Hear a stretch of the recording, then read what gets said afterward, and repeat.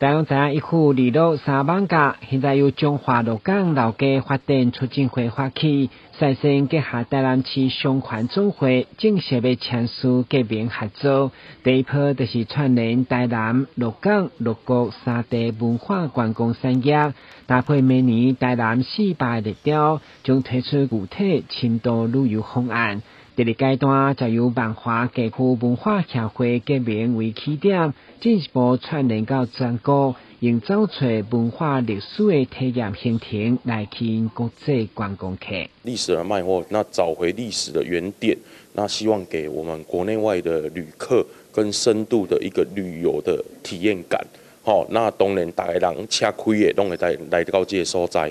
但是要按怎深度来体验这地形的特色。我相信这是我们要去推广的一个目标跟重点。过去因为这些城市都发展得很好，所以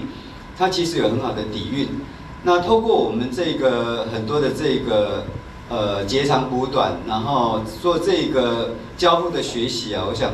这个可以造就这个产业可以再做不同的一个发展。那这个是可以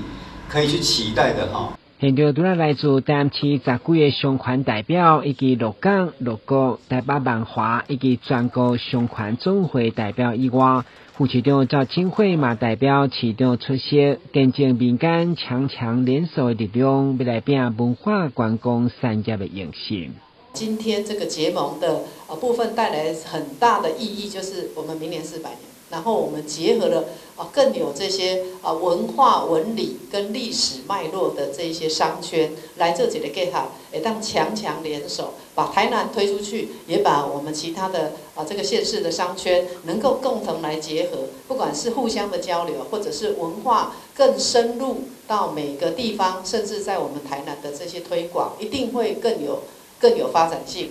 政府有限，民力无限，一户2路3万家过去的历史风华，期待透过商圈革命这款好的开始，未来有更较深的连接甲发展，和古都风华再现。台南新闻管制采访报道。